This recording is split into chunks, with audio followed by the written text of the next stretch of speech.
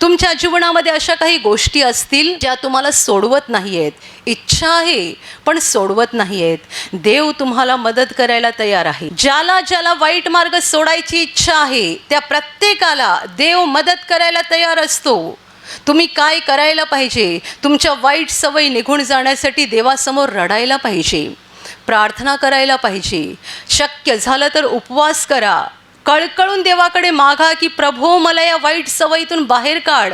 तुमच्या तोंडामध्ये शिव्या असतील, काही झालं की पटकन शिव्या निघतात आणि तुम्हाला यातून मुक्ती हवी आहे. रडा देवासमोर आणि त्याला सांगा, तो तुम्हाला मदत करणार, तो तुम्हाला यातून बाहेर काढणार. तुम्हाला पटकन राग येतो आणि कुणी काही बोललं की पटकन तुम्ही उद्धटपणे काहीही बोलता. समोरची व्यक्ती कोण आहे, तिचा आपण किती आदर केला पाहिजे, काहीही विचार न करता पटकन तुम्ही फटकळपणे बोलून जाताय आणि तुम्हाला आतमध्ये कळते ही माझी वाईट सवय आहे, यातून मला बाहेर यायचं आहे. रडा देवासमोर, मागा देवाकडे. जर तुम्हाला यातून बाहेर यायचं आहे तर देव तुम्हाला मदत करेल.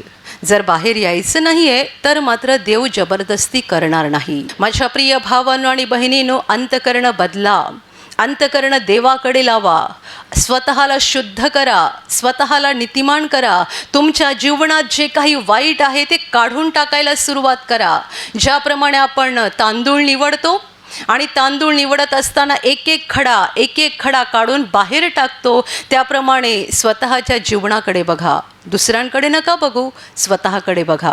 आणि तुमच्या जीवनातल्या ज्या वाईट गोष्टी आहेत, ज्या वाईट सवयी आहेत, ज्या देवाला आवडत नाहीत, त्या तांदळातल्या खड्यासारख्या उपटून टाका, काढून टाका.